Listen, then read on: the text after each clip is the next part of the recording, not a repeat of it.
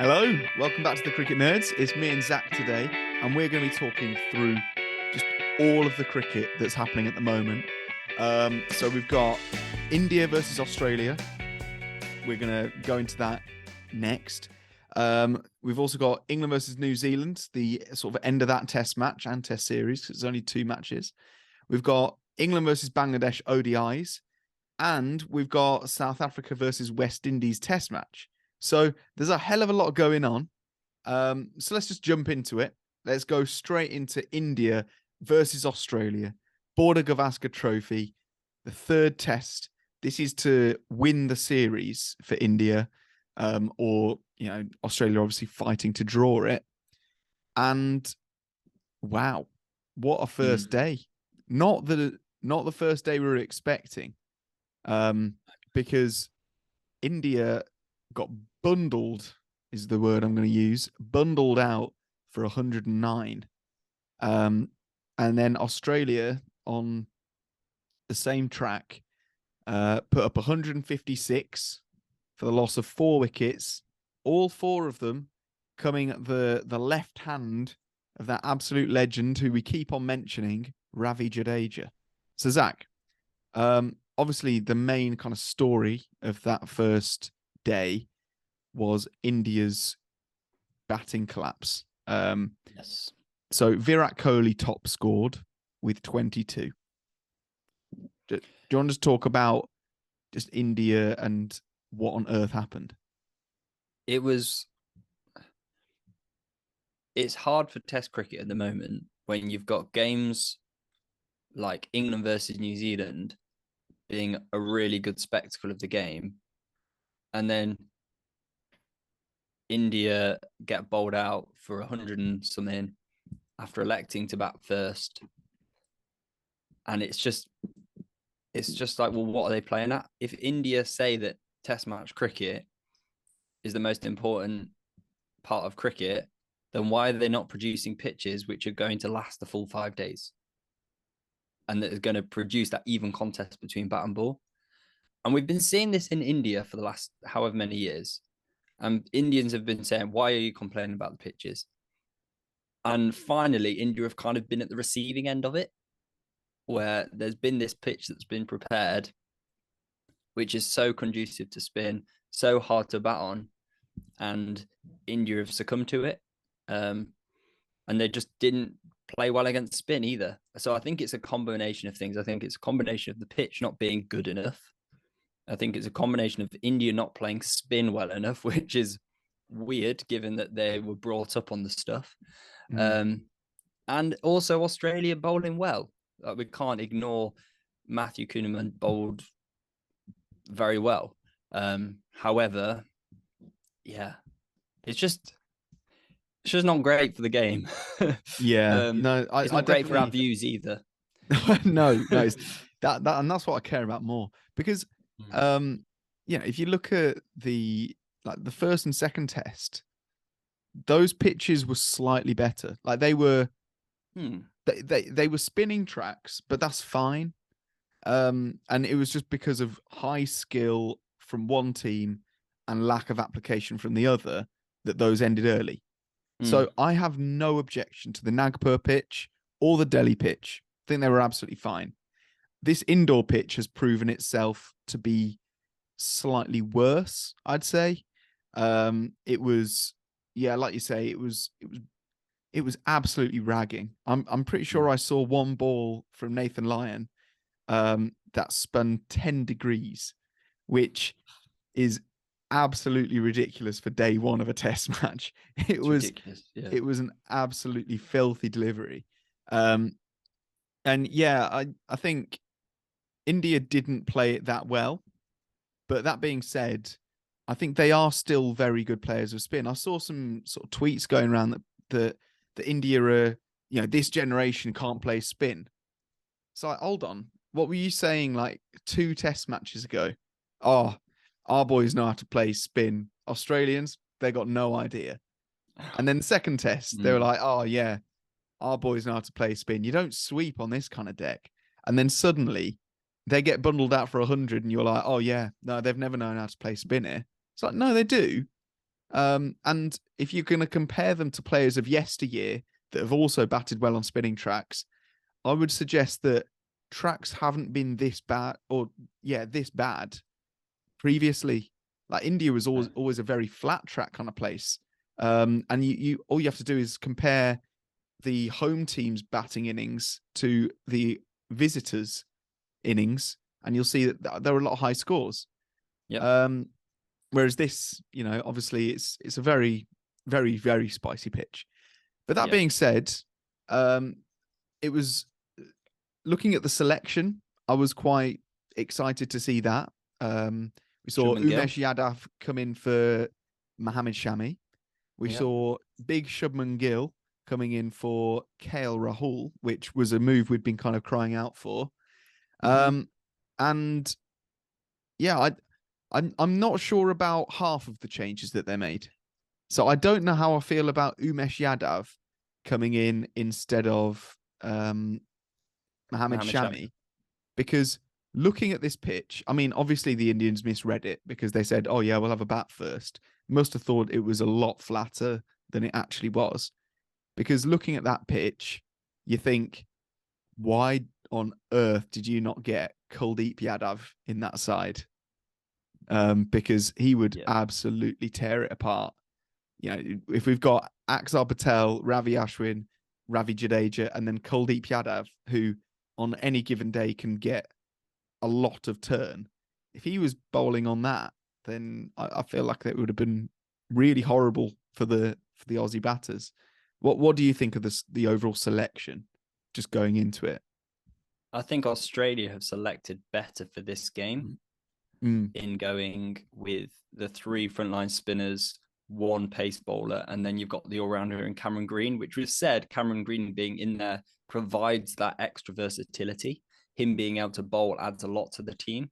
I think Mitchell Starc, he's obviously that point of difference in terms of if you need someone to take the pitch out of the equation, he can do that, but it's not a road, as you've said. It's turning a mile. Yeah. And so for India to pick 2 seamers and go with that same idea of 3 spinners, I think for India it was almost radical that they picked Shubman Gill over KL Rahul. Yeah. And it's like, oh, that's a radical change, when actually they could have taken more risks and put, like you said, not bothered with Umesh Yadav, because you saw what the Australians did. 4 overs in, they just took off the seamers. There was no need. Just put the spinners on. You may as well have picked 5 spinners. Yeah, genuinely. And to the point where Umesh Yadav and Siraj, I think they were used by India just because they're there and they're not going to be used to their batting. So, yeah, something's gone wrong. So not in selection, but in the pitch making, something must have gone wrong to produce this. It's just, like I said, it's not great for Test cricket. However, having said that, Usman Khawaja batted how you're supposed to bat on those pitches. He did. He's looked assured against spin throughout the whole series so far. Been Australia's best batsman, which saying he wasn't anywhere near the Test team a year ago is saying a lot for him. And then Marnus Labuschagne and Steve Smith, they're the other 2 big ones for Australia in terms of putting up a decent total. So it'll be interesting to see how much the rest of Australia's batters can put on, because they've lost those big 3. They've lost Khawaja, Labuschagne, Smith. Peter Hanscom obviously did well in the last game, but I actually still think India will win. So do I, because while it has to be said that Australia's bowlers did very well, like Matthew Kuhneman in particular, getting 5 for, I thought you looked really good actually. And Nathan Lyon, looked brilliant. So the bowlers can still cause India problems. I think that India, I would back any of their batters to get over 60 on this pitch. Yeah. I'm not saying that all of them will by any means, but I'm saying that each of them have the ability to. Each of them could get 60 on this pitch in the same way that Khawaja did. Whereas when I look at Australia, I don't see that as much. No. One thing I want to pick up was the performance of Srikar Bharat, KS Barrett. I'm just going to call him that because as a keeper, I wasn't. Not saying I'm a keeper. I'm saying looking at his keeping performance, I wasn't that impressed. Obviously, this is a really difficult track to keep on. That is the most important caveat. But I did see a couple of mistakes, particularly against like Ravi Ashwin, where like there was an edge that really I thought Barrett should have taken, but instead he kind of kneed it up and over the slip cordon. So yeah, I think they're missing Rishabh Pant is one of the biggest things. And yeah, Barrett is not quite he's not causing them headaches in the selection department thinking, oh, what we're going to do when Pant comes back. You know, he hasn't done a Harry Brook to Johnny Bairstow kind of thing. He's very much a number 2. Well, Pant just provides that bit of flair in the middle order.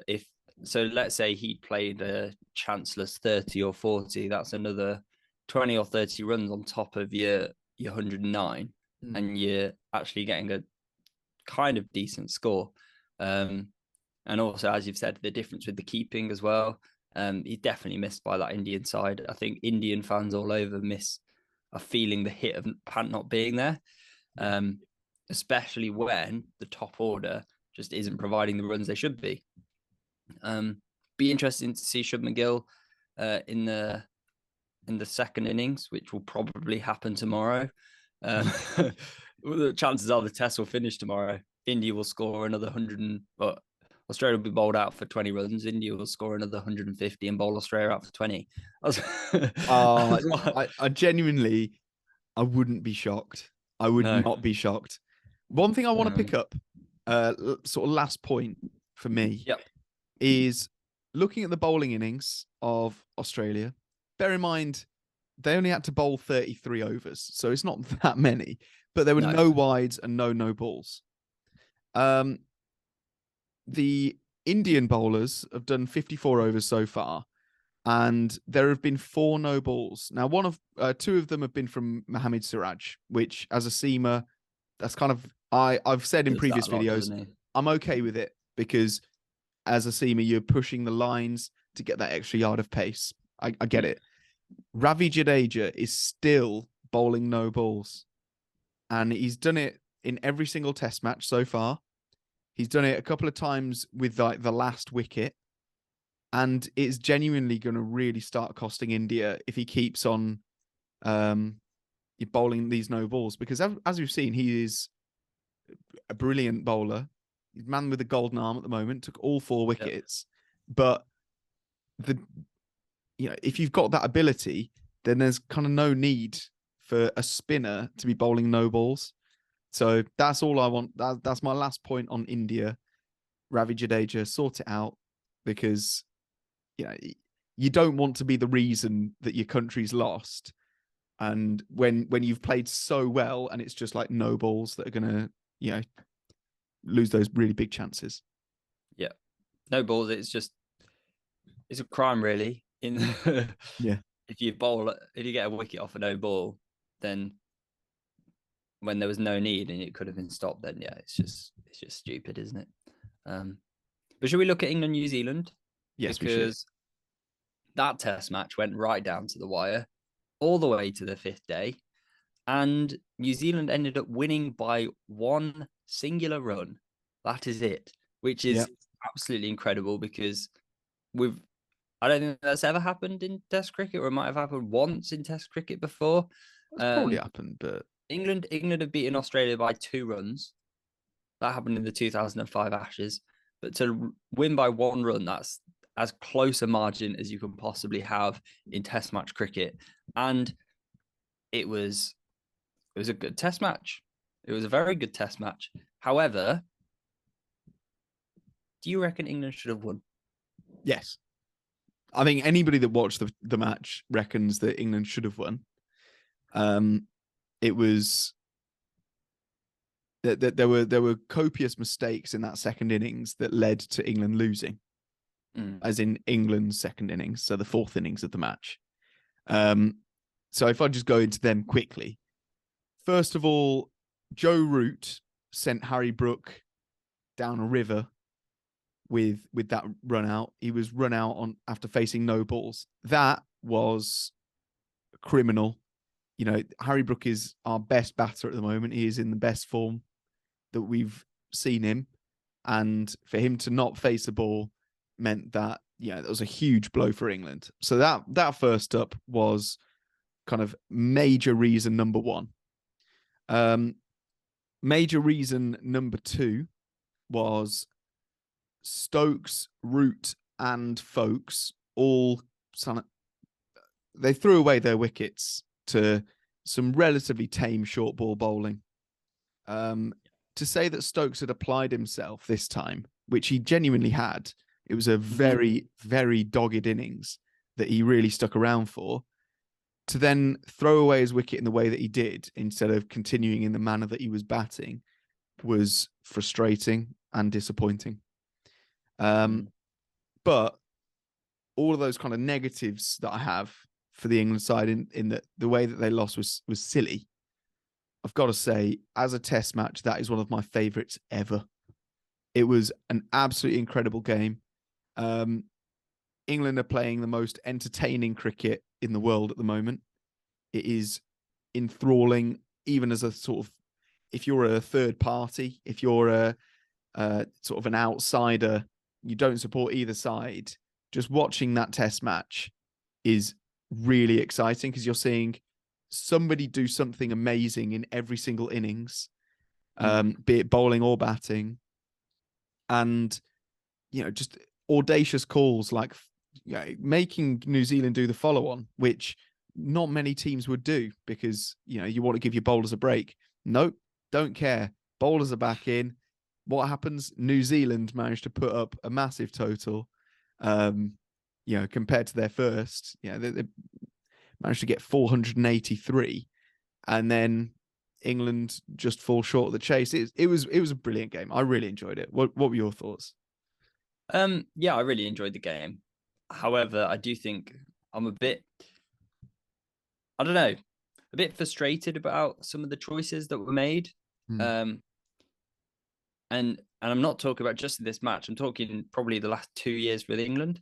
So even before Ben Stokes and Brendan McCullum took over, England never seemed to admit their mistakes.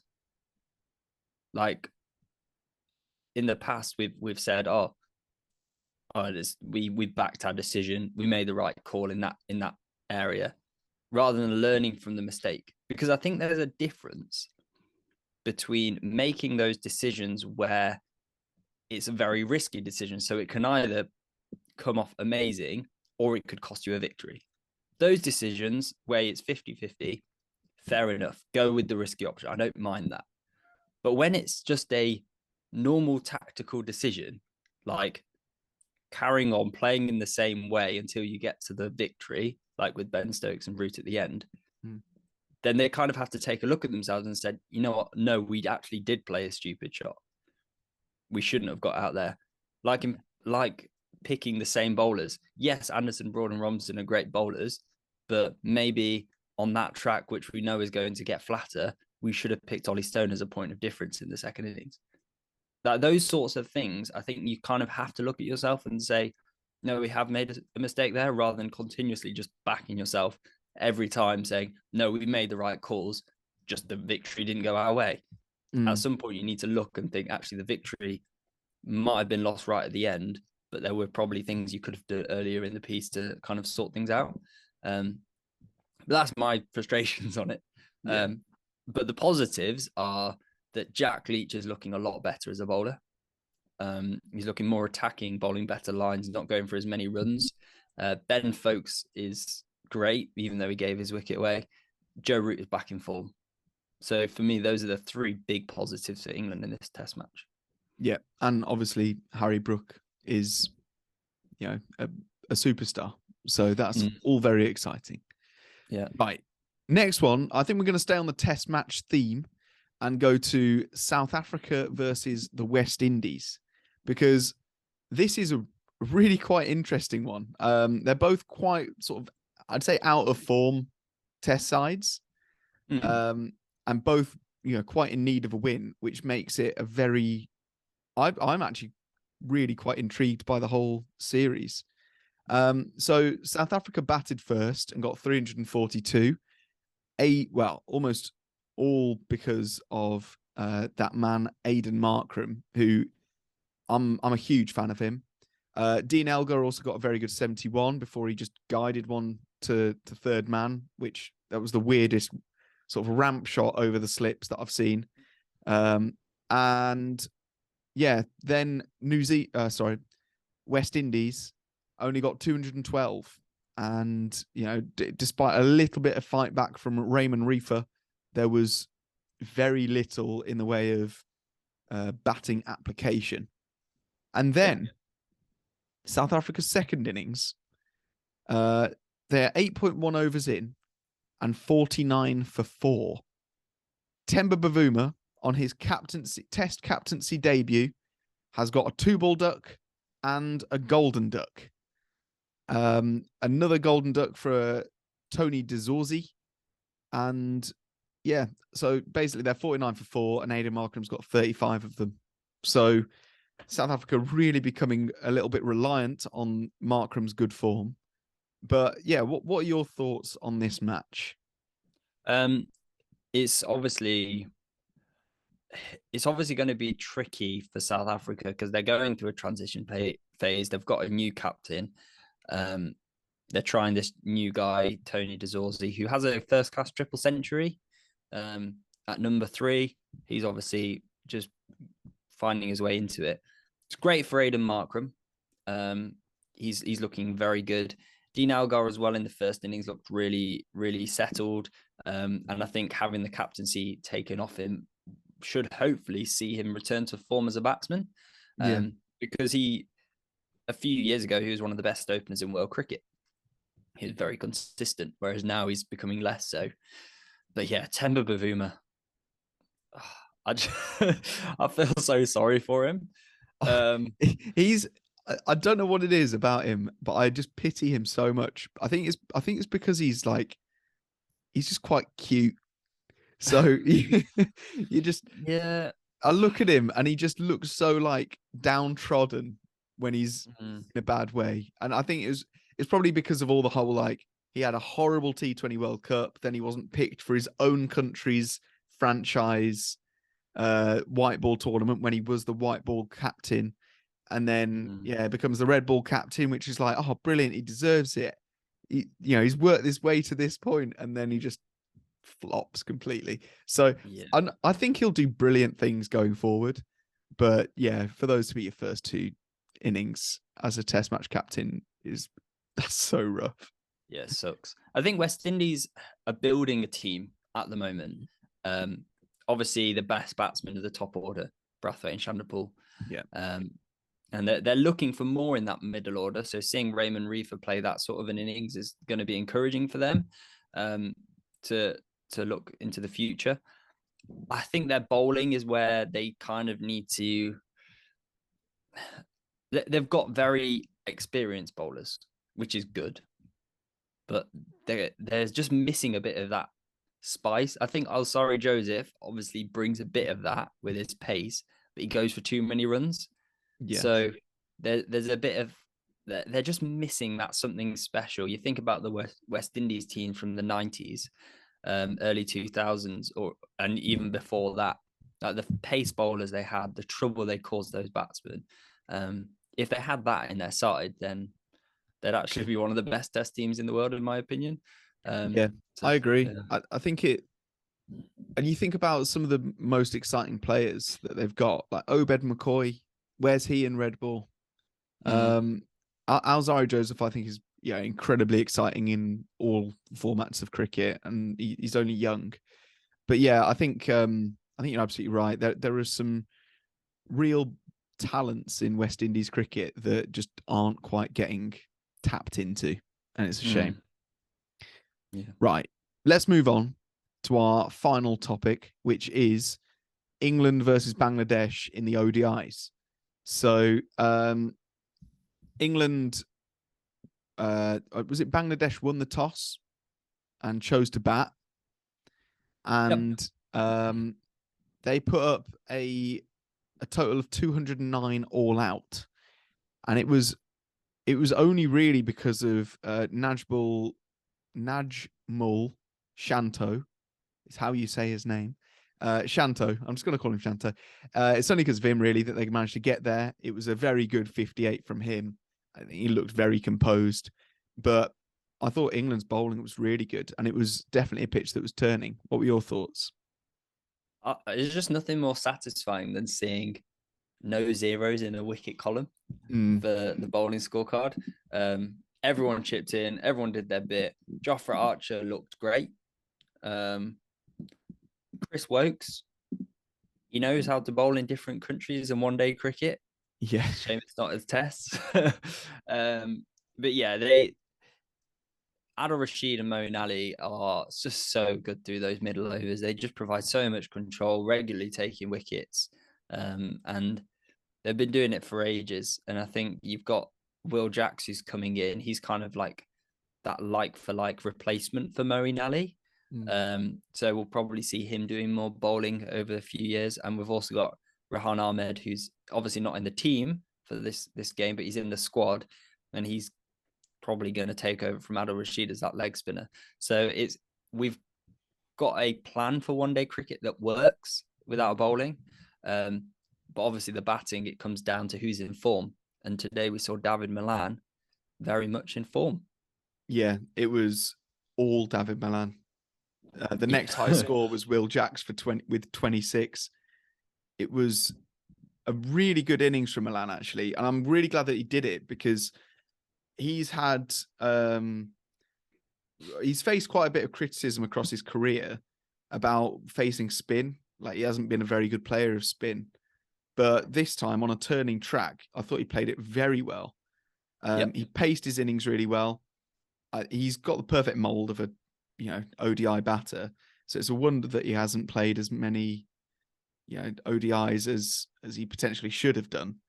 But I was very impressed, and 114 really guided England home when they were losing wickets very consistently. Somebody else that I was actually really impressed with batting was Adil Rashid. I thought he played his role as well. Yeah, he helped Milan at the end. I think what's impressive for me with Milan is England's mantra over the last however many years has been just go for it, but obviously in a calculated way. Play your shots, don't be afraid. And Milan's way of playing, his natural way of playing, is to wait for the balls that he knows he can hit. And in this sort of an innings, you could do that, because when you only need 210 in a 50 over match, you just have to wait for that ball once every 3 or 4 balls that you can hit. And Tajul Islam, he bowled very well for Bangladesh, and yet any time he strayed, Milan was straight on it, hitting him into the stands, hitting him in the gaps, and that was the perfect innings. So hopefully the other England batsmen for the next game, they can learn from that and apply it, because it worked. So all in all, it was a tight game, but David Malan made it look easy at the end, which is what you want to see, unlike what England didn't do in the test match. There we go. So thanks very much for watching. It's been great to talk to you about these 4 games going on pretty much all at the same time. We'll do Cricket Knows questions in the next video. So stay tuned for that. Keep them coming. And make sure you make sure you subscribe, leave your comments below. We love to read them. Please follow us on social media. The link is in the description below. And we look forward to seeing you next time. Goodbye.